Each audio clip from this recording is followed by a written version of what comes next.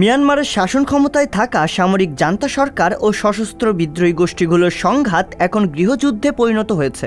দেশটির সাধারণ নাগরিককে একদিকে যেমন সেনাবাহিনীতে যোগদানে বাধ্য করা হচ্ছে, অন্যদিকে গণতন্ত্রকামী বিদ্রোহীদের সাথে যুক্ত হয়ে সাধারণ মানুষেরাই যুদ্ধ করছে জান্তার বিরুদ্ধে।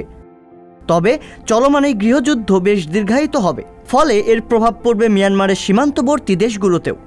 ক্ষমতাসীন সামরিক সরকার ও জান্তা বিরোধী সশস্ত্র গোষ্ঠীগুলোর সংঘাতের জেরে অদূর ভবিষ্যতে বাংলাদেশ এবং ভারতে ফের শরণার্থীদের জোয়ার আসার শঙ্কা রয়েছে বলে সতর্কবার্তা দিয়েছে যুক্তরাষ্ট্র। মার্কিন পররাষ্ট্র মন্ত্রণালয়ের প্রতিমন্ত্রী এবং দক্ষিণ ও মধ্য এশিয়া বিভাগের প্রধান ডোনাল্ড লু এক সাক্ষাৎকারে এই তথ্য জানিয়েছেন। মিয়ানমারের রোহিঙ্গা ও অন্যান্য জাতিগোষ্ঠীর লোকজনের ব্যাপক হারে শরণার্থী হওয়ার শঙ্কা এবং বাংলাদেশ ও ভারতে সে সম্পর্কিত সম্ভাব্য চাপ সম্পর্কেও মন্তব্য করেছেন তিনি। সাক্ষাৎকারে ডোনাল্ড লু বলেন, আমি বাংলাদেশে দীর্ঘ সময় কাটিয়েছি। কক্সবাজারে যে রোহিঙ্গা শরণার্থী শিবির রয়েছে সেটি এই মুহূর্তে বিশ্বের বৃহত্তম শরণার্থী শিবির এবং সেই শিবিরটিও আমি দেখেছি।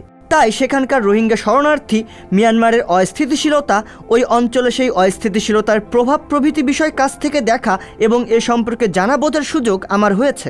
তিনি বলেন, সামনের দিনগুলোতে মিয়ানমারের চলমান সংঘাত নিরসনের কোনো সম্ভাবনা আপাতত নেই এবং সেক্ষেত্রে মিয়ানমারের দুই প্রতিবেশী দেশ ভারত ও বাংলাদেশে নতুন করে শরণার্থীদের জোয়ার আসার ঝুঁকি রয়েছে। আর শরণার্থীদের জোয়ার শুরু হলে বঙ্গোপসাগরের উপকূলের এই তিন দেশের নিরাপত্তা স্বাভাবিকভাবেই সংকটাপন্ন হবে। 2021 সালের 1 ফেব্রুয়ারি দেশটির গণতন্ত্রপন্থী সরকারকে হটিয়ে ক্ষমতা দখল করে জান্তা বাহিনী। সামরিক বাহিনীর হাতে ক্ষমতা চলে যাওয়ায় দেশের অভ্যন্তরে শুরু হয় আন্দোলনকে থামিয়ে রাখতে দমন নিপীড়ন চালিয়েও তা নিয়ন্ত্রণে আনতে পারেনি জান্তা সরকার। এরই সাথে গণতন্ত্রপন্থীরা যোগ দিতে থাকে জান্তা বিরোধী সশস্ত্র গোষ্ঠীগুলোর সাথে।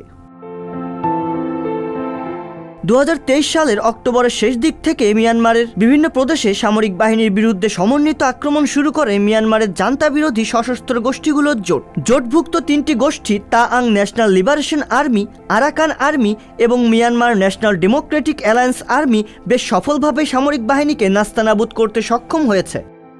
এদিকে সশস্ত্র বিদ্রোহীদের ঠেকাতে 2 সপ্তাহ আগে মিয়ানমারের সব নাগরিকের সেনাবাহিনীতে যোগদান বাধ্যতামূলক করার ঘোষণা দেয় সামরিক জান্তা। সেনাবাহিনীতে যোগদান থেকে বাঁচতে এরপর দেশটির মানুষের মধ্যে দেশ ছাড়ার হিড়িক পড়ে যায়। যাদের পাসপোর্ট নেই তারা পাসপোর্ট অফিসে ভিড় করা শুরু করেন। সোমবার মান্দালায় পাসপোর্ট অফিসে ঢোকার জন্য লাইনে দাঁড়ায় হাজার হাজার মানুষ। সেখানেই মানুষের পায়ের চাপে পিষ্ট হয়ে মারা যান 2 জন। রিয়াজুল ইসলাম, সংবাদ প্রকাশ।